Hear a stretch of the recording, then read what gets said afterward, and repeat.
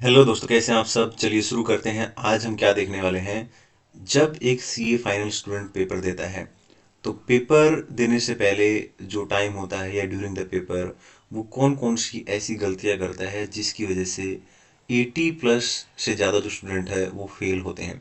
उसका सबसे बड़ा कारण यहाँ पे 6 हैं। 6 रीजन दे रखे हैं मैंने। एक एक रीजन को बारीकी से मैं बताने वाला हूँ।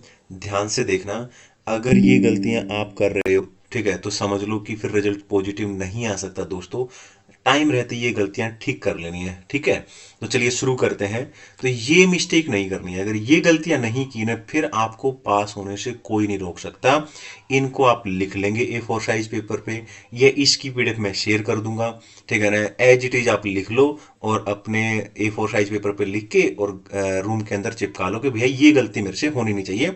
फिर कोई आपको पास होने से नहीं रोक सकता, ठीक है।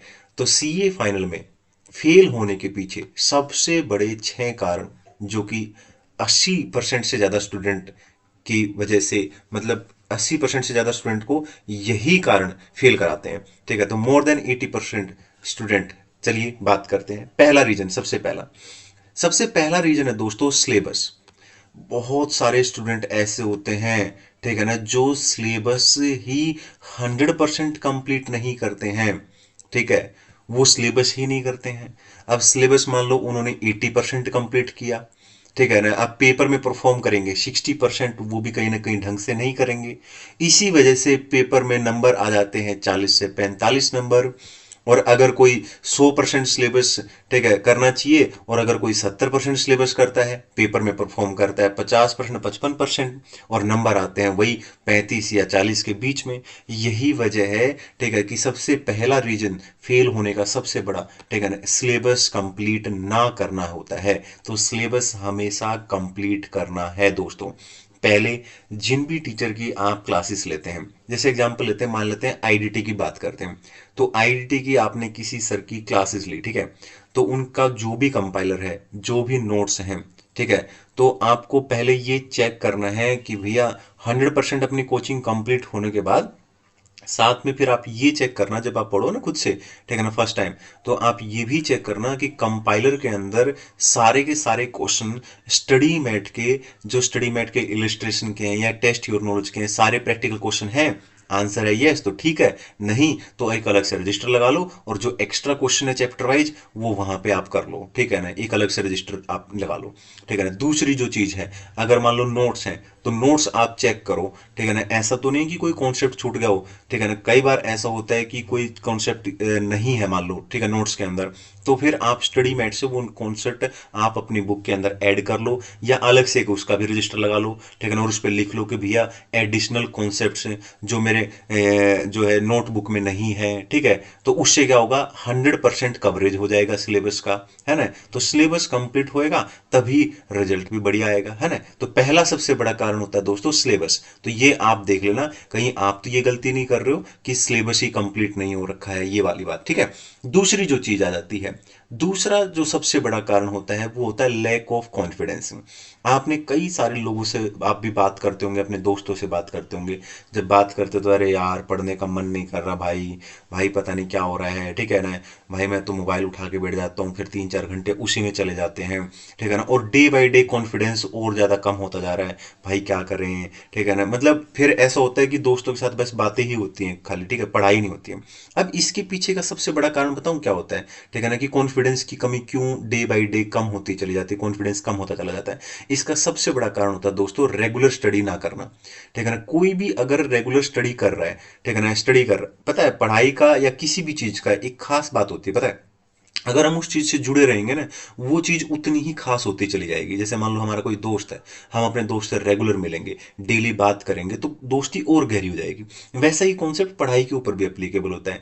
डेली पढ़ेंगे, सुबह माइंड बना लिया भैया सुबह इतने से इतने बजे तक मोबाइल नहीं चलाना, लगातार 5 5 घंटे की 2 सीटिंग करनी है, चलो ऐसा मान लो, ठीक है। तो 5 घंटे तक कुछ नहीं, एक सीटिंग कंप्लीट हुई, फिर खाना वाना खाया, फिर बैठ गए, ऐसा कुछ करके, ठीक है ना। तो आप 4 5 दिन, 6 7 दिन, 10 दिन तक जबरदस्ती आप ऐसी चीज करोगे ना, फिर 11वें 12वें दिन है ना, अगर आप नहीं पढ़ोगे ना, आपकी बॉडी, आपका माइंड, ठीक है ना, आपका पूरा मन आपको कंप्लीटली ये बोलेगा कि भैया चलो पढ़ो। मजा नहीं आएगा, आपको खुश नहीं महसूस करोगे आप अंदर से, ठीक है ना।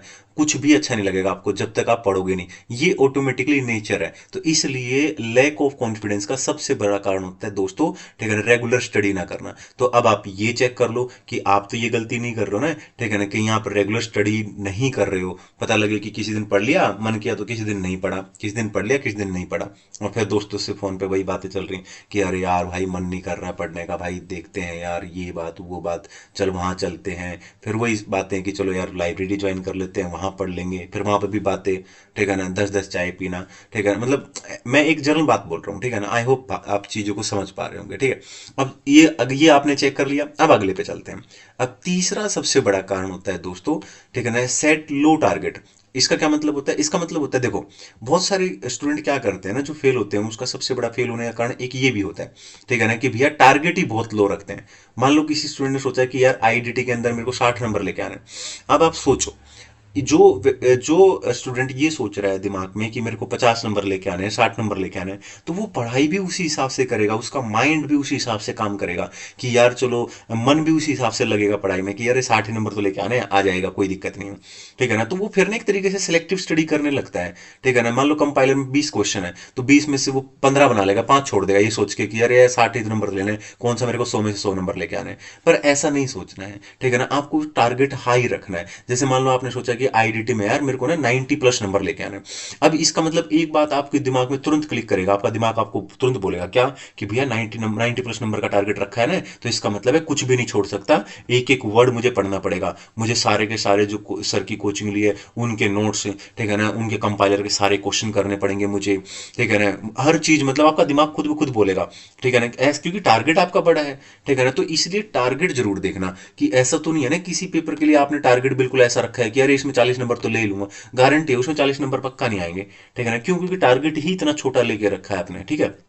तो टारगेट हाई रखोगे तो ज्यादा पढ़ोगे, ज्यादा पढ़ोगे, डीप पढ़ोगे, तो ऑब्वियस सी बात है, मान लेते हैं 90 नहीं आए, तो इतना तो पक्का है कि एग्जामिशन तो कोई नहीं आपको, मतलब ये नहीं कह सकता कि एग्जामिशन नहीं आएगी। अगर आप टारगेट ही 90 प्लस का रखोगे तो फिर 60 प्लस नंबर तो आने तय हैं, वो तो सोचना ही नहीं है, ठीक है ना। तो एक ये चीज है दोस्तों, ये देखना कि कहीं आप ये गलती ना कर रहे हो।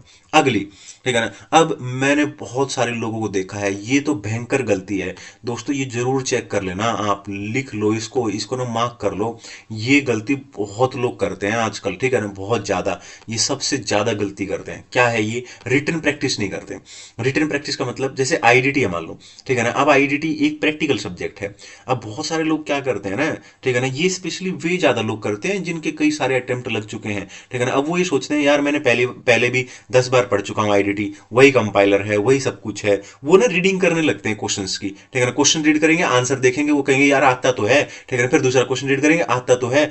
ऐसे कर करके ना वो क्या करते हैं, अपनी रिटन प्रैक्टिस खराब कर लेते हैं, रिटन प्रैक्टिस करते ही नहीं वो। तो ये ना बहुत सारे स्टूडेंट करते हैं, स्पेशली वे स्टूडेंट जिनके कई सारे अटेम्प्ट लगे हैं, ठीक है ना, या फिर वे स्टूडेंट जो मतलब हो सकता है कि साथ में भैया ऑफिस ज्वाइन कर रखा है, ठीक है ना, या फिर जॉब कर रहे हैं, ठीक है ना, जॉब के साथ साथ पढ़ाई कर रहे हैं, तो लैक ऑफ प्रैक्टिस कर देते हैं वो। क्यों? क्योंकि मान लेते हैं, उनको लगता है कि यार टाइम कम है, तो चलो मैं रीडिंग ले लेता हूँ, ठीक है ना। तो मेरे हिसाब से अगर आपके पास समय की कमी है ना, तब भी आपको कम से कम हर चैप्टर के अंदर, जैसे मान लो कोई चैप्टर है, उसमें मान लो 50 क्वेश्चन दे रखे हैं, तो 50 में से ना दोस्तों 30-35 क्वेश्चन तो ऐसे होते हैं जो बनाने की कभी जरूरत नहीं होती, ठीक है ना। अब 15-20 क्वेश्चन होते हैं जो बढ़िया क्वेश्चन होते हैं। अब उसमें से भी 5 क्वेश्चन एकदम बेस्ट क्वेश्चन होते हैं, जो जिसे कहते हैं ना दी बेस्ट क्वेश्चन, तो वो तो बना सकते हो ना यार, कम से कम इतना तो कर ही सकते हो अगर आप जॉब भी जाते हो तब भी, है ना। तो ये जरूर देख लेना दोस्तों, कहीं ये गलती ना कर रहे हो। आपको ना रजिस्टर उठा के, पेन उठा के, ठीक है ना, जैसे आईडीटी है, आपने सोचा 90 प्लस नंबर लेके आने, तो भाई 10 रजिस्टर भरो, ठीक है ना, उठाओ पेन और 10 रजिस्टर भरो, अलग अलग कलर के पेन लेके आओ, नोट्स बनाओ अपने ढंग से खुद से, ठीक है ना। स्टडी मेट रखो साथ में, सर के नोट्स रखो, कंपाइलर रखो, जो भी है हर चीज आपको डीपली देखना है पड़ेगा, वरना क्या होता है पता है, मैं आपको बताता हूँ। जैसे पेपर आया, तो पेपर में ना हम तो पूरे कॉन्फिडेंस से जाएंगे कि अरे यार सब आता है, कोई दिक्कत नहीं, मैंने इतना पढ़ के आया हूँ, ठीक है ना, और भैया मैं जो है ना इसमें एग्जामिशन तो लेके आऊंगा। अब पेपर आता है, अब पेपर में ना छोटी छोटी चीजें मिलते हैं कई बार कि भैया हमने क्वेश्चन तो पढ़ा है प्रैक्टिकल, पर यार ये वाला पॉइंट नहीं पढ़ा, ये पॉइंट कहाँ से दे दिया इन्होंने नया, ये तो कोई आरटीपी में क्वेश्चन नहीं, एमटीपी में क्वेश्चन नहीं, कंपाइलर में एक भी क्वेश्चन नहीं ऐसा। अब वो नया पॉइंट है ना, उसके चक्कर में क्वेश्चन पूरा गलत हो जाता है, जबकि वो नया पॉइंट नहीं है, ठीक है ना, वो बारीकी से पूछा गया पॉइंट है जो कि स्टडी मेट के अंदर कहीं ना कहीं गिवन होता है, ठीक है ना। इसलिए मैं बोल रहा हूँ कि डीप स्टडी करना और साथ में प्रैक्टिस करना बहुत जरूरी होता है। तो प्रैक्टिस करना जरूरी है, मस्ट है, ठीक है ना। प्रैक्टिकल क्वेश्चन हाथ से निकालने कंपलसरी है दोस्तों, ठीक है। आगे चलते हैं, तो ये जरूर देख लेना कि ये गलती तो बिल्कुल एकदम कहते हैं ना कि ये वाली गलती तो भैया माफी वाली लायक नहीं है बिल्कुल। अब आ जाते हैं एक और सबसे बड़ी गलती जो करते हैं। मैक्सिमम स्टूडेंट ऐसे होते हैं जो फेल होते हैं ना, उसमें मैक्सिमम स्टूडेंट आपको ऐसे मिलेंगे, ठीक है ना, कि भैया जो एमटीपी नहीं देंगे। आईसीआई अपना एमटीपी देता है ना, मॉक टेस्ट पेपर, तो उन्होंने एमटीपी निकाले, जैसे अभी भैया पेपर के लिए एमटीपी निकालेंगे, तो वो एमटीपी देंगे ही नहीं, ठीक है ना। अब वो सीधा जाके पेपर दे देते हैं। अब सोचो कि आपने पेपर दे दिया, ठीक है ना, अब पेपर में रिजल्ट आया मान लो फेल, ठीक है ना। भैया आप वहां पे फेल हो रहे हो, उससे अच्छा है कि आप पहले एमटीपी दे लो, एमटीपी दे लो, और किसी सर का टेस्ट सीरीज खरीद लो, एक दो पेपर, ठीक है, दो एक पेपर, ठीक है ना, एक पेपर खरीद लो या दो पेपर खरीद लो। मान लो दो एमटीपी दे दिया आपने, एक किसी टीचर का टेस्ट सीरीज लेके एक टेस्ट दे लो आप, ठीक है ना। उससे क्या फायदा है भैया, आपको पता लग जाएगा जैसे ही आप एमटीपी में पेपर लिखोगे, हाँ, फिर आप उसके आंसर मैच करोगे, ठीक है ना। तो आपको पता लगेगा, खुद से देख देख लो, आईसीआई के एमटीपी तो खुद के देख लो, है ना। फिर बाद में आप किसी सर के टेस्ट सीरीज वगैरह देख सकते हो, है ना। तो उससे क्या फायदा है, आपको खुद पता लगेगा कि अपनी प्रेजेंटेशन की कमियां देखना कि यार मेरी प्रेजेंटेशन क्या है, आंसर में क्या प्रेजेंटेशन है, वो फिर अपनी कमियां लिखना खुद से कि ये मेरी गलती है, मेरी प्रेजेंटेशन गलती है, ठीक है ना। मैं प्रैक्टिकल क्वेश्चन इस तरीके से लिखता हूँ, यहाँ पे प्रेजेंटेशन इस तरीके से है, मैं यहाँ पे नोट्स नोट्स नहीं लिखता, ये नोट्स लिखते हैं, ठीक है ना। यहाँ पे ये चीज गड़बड़ हुई, यहाँ पे चीज, उससे आपको ये पता लगेगा कि कौन सा चैप्टर आपका कमजोर है, कौन सा कॉन्सेप्ट कमजोर है, क्या है क्या नहीं है, ठीक है ना। कंप्लीट आपको पता लगेगा, ठीक है ना। तो वो सारी कमियां आप वहां पे फेल होने से अच्छा है ना यहाँ पे फेल होना है। अगर आप दो बार फेल हो जाते हो और तीसरी बार किसी टीचर की टेस्ट सीरीज देते हो और सोचो कि उसमें आपके 80 नंबर आते हैं, तो आपको कितना अच्छा लगेगा, कॉन्फिडेंस आ जाएगा कि यार ठीक है, मेरी सारी गलतियां ठीक हो चुकी हैं और मैंने सारी गलतियां ठीक कर ली है, अब मैं सीधा एग्जाम में जाऊंगा पक्का, मतलब वहां पे ये गलतियां रिपीट होंगी नहीं, तो ऑब्वियस सी बात है कि आपके बहुत ज्यादा अच्छे नंबर आएंगे, ठीक है ना। ये जरूर करना। तो आपको अपनी मिस्टेक का पता पहले ही लग जाएगा और टाइम रहते लग जाएगा, तो आप सुधार सकते हो उसको, है ना। इसलिए टेस्ट देने बहुत जरूरी होते हैं। तो कम से कम अगर आप, कम से कम मैं तो कहूंगा तीन दो, अगर तीन नहीं दे सकते तो दो तो पक्का दो। एक एमटीपी दे दो और एक जो है, ठीक है ना, किसी भी टीचर जो आपको पता हो कि टेस्ट सीरीज अच्छे बनाते हैं या उनका बढ़िया से पेपर बनाते हैं और जो है अच्छे से चेक करते हैं, तो फिर आप अपनी गलतियां देखना और उन पे काम करना और उनको ठीक कर लेना बस, ठीक है ना। और अब चलते हैं आगे की तरफ। भाई मैंने ना मतलब लिटरली, मतलब आप लोग यकीन नहीं मानोगे, अभी मैंने self pace online module set B का मैराथन अपलोड किया था, ठीक है ना, 4-5 महीने पहले, और उसमें 80,000 से ज्यादा लोगों ने देखा ऑल ओवर इंडिया, और इतना अप्रिशिएट किया उसको। तो मुझे ना ऑल ओवर इंडिया से बहुत लोगों के कॉल आते थे, ठीक है ना, किसी स्टेट से, कभी कोई कहीं से बात कर रहा है, कहीं कहीं से गाइडेंस लेने के लिए कि भैया आपके हिसाब से ये चीज कैसे होनी चाहिए, सर आपके हिसाब से ये चीज कैसे होनी चाहिए। तो मैं अपने एक्सपीरियंस के बेसिस पर बताता था कि ये चीज ठीक रहेगी, ये चीज बेटर रहेगी, उनको बहुत फायदा मिला। तो मैंने ना एक और चीज देखी जो सबसे बड़ी मतलब गलतियां कर रहे हैं लोग, ठीक है ना, वो पता हूँ क्या है, आप लोग भी यकीन करना, अगर आप लोगों में से जो लोग पेपर दे चुके हैं ना कई बार, तो आप लोग बताना कि क्या ये आपने कभी ना कभी गलती पक्का की होगी, और मेरे को कमेंट बॉक्स में दोस्तों जरूर बताया करो आप लोग प्लीज, ठीक है, ताकि मैं भी थोड़ा सा, मुझे भी काम करने में मजा आए, है ना, ठीक है। तो इसलिए ना आप लोग कंटिन्यू कमेंट जरूर करते रहा करो और बताते रहा करो चीजें कि हाँ हमें फायदा हुआ उससे, कहीं ना कहीं मुझे लगता है कि यार अगली चीज मैं और बेस्ट दूंगा आपको, ठीक है ना। ये जरूर किया करो दोस्तों, ठीक है। ओके, तो यहाँ पे ना ये सबसे बड़ी गलती जो कि ज्यादातर जो स्टूडेंट हैं वो मतलब देखी है, मैंने क्या देखी है, ये 80% से ज्यादा स्टूडेंट है ना, ये गड़बड़ कर रहे हैं, ये बहुत बड़ी गड़बड़ है, जो कि बहुत ज्यादा बड़ी गड़बड़ है। अब क्या है, मैं आप लोग ध्यान से सुनना, एक एग्जाम्पल के थ्रू इसको देखेंगे। अब मान लो किसी स्टूडेंट ने सोचा कि भाई मैं तो सेकंड ग्रुप दूंगा, ठीक है ना, और फर्स्ट ग्रुप मान लेते हैं, उसने सोचा कि मैं नहीं दूंगा या फिर मेरा क्लियर है जो भी है, ठीक है ना। अब सेकंड ग्रुप देने के लिए उसने सोचा और उसने अच्छे से तैयारी भी की, ठीक है ना, और उसके दिमाग में ये था कि डीटी, मान लेते पहला पेपर अपना डीटी का है, दूसरा आईडीटी का, उसके दिमाग में था कि डीटी में तो ना पहला पेपर डीटी का, ठीक है, तो उन्होंने सोचा कि भाई डीटी में तो मैं ना 70 नंबर ले ही लूंगा, और उसने कोचिंग भी ली, अच्छे टीचर से कोचिंग ली, बढ़िया से पढ़ा भी, ठीक है ना। तो इतने बढ़िया से काम किया उसने और उसका कॉन्फिडेंस था कि भाई कुछ भी हो जाए, ठीक है ना, 70 नंबर तो लूंगा ही लूंगा, ठीक है। हमेशा सभी स्टूडेंट जब पढ़ते हैं ना और कोचिंग लेते हैं और पढ़ाई करते हैं और पढ़ने बैठते हैं, तो हर किसी को दोस्तों ये कॉन्फिडेंस आता है। आप यकीन मानो, आप जितने भी लोग वीडियो देख रहे हो ना, हर किसी को आपको कॉन्फिडेंस आता होगा, अभी भी आ रहा होगा कि ये पेपर मैंने इतना अच्छा कर लिया, इसमें से 70 नंबर कोई नहीं हटा सकता। पर एक्चुअल में जब हम पेपर देते हैं ना वहां पे, तब हमें कुछ और ही फीलिंग आती है। उसकी वजह इसीलिए मैं बोलता हूँ कि ये फीलिंग ना आए, इसलिए आप लोग एमटीपी और टेस्ट दे के देखो। समझ रहे हो? अब गड़बड़ क्या होती है मैं बताता हूँ। अब डीडी का पहला पेपर ही है, 70 नंबर की एक्सपेक्टेशन थी कि भैया 70 नंबर लेके आऊंगा, कुछ भी हो जाए। और पेपर मान लो उधर उधर का मामला हो गया कुछ, मान लो पेपर थोड़ा सा अबव एवरेज आ गया, ठीक है ना, और भाई वहां पे गड़बड़ होगी। और गड़बड़ होगी तो लगने लग गया कि क्या करूं। और पेपर में बैठते ही पेपर में ही कॉन्फिडेंस लूज हो गया, और जिसकी वजह से माथा खराब, और माथा खराब, ठीक है ना, कॉन्फिडेंस लो, और पेट में गुड़गुड़, ठीक है ना, सुबह से वैसे ही रोटी नहीं खाई है, बंदा 18 घंटे से वैसे ही नहीं सोया है, 5-5 4-4 घंटे की नींद ले रहा है एक हफ्ते से, और ऊपर से फिर वहां पे माथा खराब एकदम। अब जैसे तैसे उसने पेपर अटेम्प्ट किया, ठीक है ना, 50-60 नंबर का जैसे जैसे अटेम्प्ट किया। अब उस बंदे को ये लग रहा है कि यार मेरे तो 40 नंबर भी नहीं आएंगे। अब वो क्या करता है पता है? मैं बताता हूँ क्या गड़बड़ करता है वो, सबसे बड़ी गड़बड़, ठीक है ना। अब उसने ना डीटी में तैयारी कर रखी है कि मैं 70 नंबर पक्का ले लूंगा, जबकि उसने आईडीटी में भी इतनी अच्छी तैयारी कर रखी है दूसरे पेपर के लिए कि भाई पक्का, और उसमें तो इतनी अच्छी तैयारी कर रखी है कि उसमें 80 नंबर भी ले सकता है वो।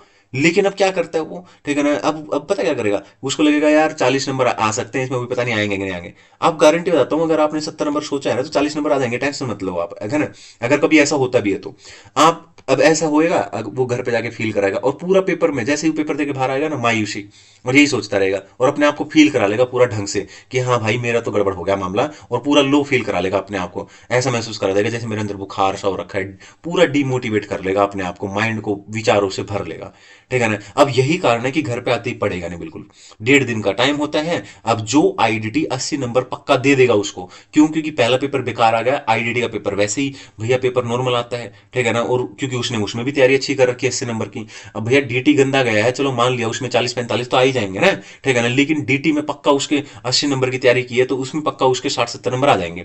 लेकिन अब वो क्या करता है, इसी कारण से, क्योंकि वो लो फील कर रहा है, कुछ नहीं पड़ेगा घर पे आके, अगले दिन भी वो आधा दिन पूरा सोएगा ऐसे ही, क्योंकि इतने दिन की नींद वैसे ही रहती है, और क्योंकि वो इतना ज्यादा पहले ही अपने आप को अजीब सा महसूस करा रहा है, ठीक है ना। वो फिर 12-1 बजे तक सोएगा, फिर कहेगा यार दे के दे, फिर 2-4 दोस्तों से बात करेगा, ऐसे ही मतलब अपने जैसे ही दोस्तों से बात करेगा, यार भाई ये भाव रखा है, भाई मेरे साथ भी ये हुआ, अरे यार छोड़ो, उनमें से एक दो ये बोल देगा अरे यार छोड़ो यार, ठीक है ना, ऐसे ही होता है भाई, ये करके उल्टी सीधी बातें हो जाएंगी आपस में, क्योंकि भैया सभी तो ऐसे ही है ना, सभी मतलब परेशान है, तो ऑब्वियसली बात है सभी एक दूसरे के साथ ऐसे ही बातें हो जाएंगी। अब उसकी वजह से क्या होगा, बाकी के पेपर खराब कर लेगा और रिजल्ट आएगा फेल, ठीक है, सबसे बड़ा कारण, ठीक है ना। ये नहीं करना दोस्तों, कसम खा लो कि भैया कुछ भी हो, मान लो पहला पेपर आपने चाहे 100 में से 100 नंबर के बारे में सोचा हो, और इतना घटिया पेपर आ जाए, आपको लगे कि यार 100 में से 100 छोड़ो, मैं तो पास भी नहीं होऊंगा इसमें, तब भी आपको दूसरा पेपर उसी उसी डेडिकेशन के साथ देना है जिस डेडिकेशन के साथ आपने सोचा था।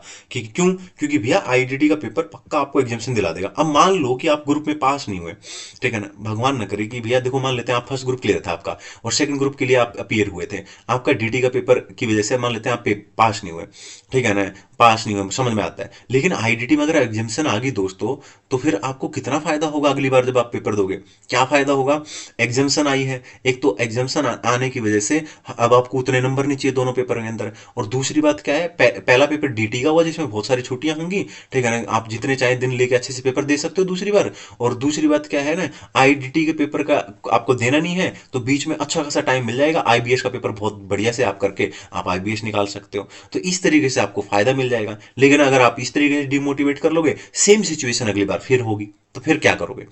तो आई होप दोस्तों इस वीडियो ने आपकी बहुत हेल्प की होगी, मैंने बहुत ज़्यादा रिसर्च करके ये चीज़ें आपके लिए लेके आया हूँ, तो इसलिए वीडियो को जरूर शेयर कर दो, ठीक है ना, और वीडियो को लाइक कर दो और कमेंट बॉक्स में मुझे बता दो। Thank you so much. इसी तरीके के वीडियो मैं आपको देता रहूँगा, ठीक है ना, और अगर किसी तरीके की आपको हेल्प चाहिए, नीड हो, तो you can call me, you can WhatsApp me, जब भी मुझे लगेगा मैं फ्री हूँ मैं आपको कॉल बैक करूँगा डेफिनेटली, ठीक है ना, और हम बातें करेंगे, ठीक है ना। स्पेशली संडे को आप मुझे कॉल कर सकते हैं, बाकी के दिन जॉब और यूट्यूब के वीडियो बनाने के लिए काफ़ी बिजी होता हूँ, ठीक है। तो संडे को स्पेशली आप कॉल करेंगे तो डेफिनेटली हमारी बात होनी ही होनी है, ठीक है ना। और आप एक मैसेज डिलीवर कर सकते हैं व्हाट्सएप पे, और इधर से बस आपको जैसे ही मैसेज दिखेगा रिप्लाई तो तुरंत मिल ही जाएगा, कोई दिक्कत नहीं है, ठीक है।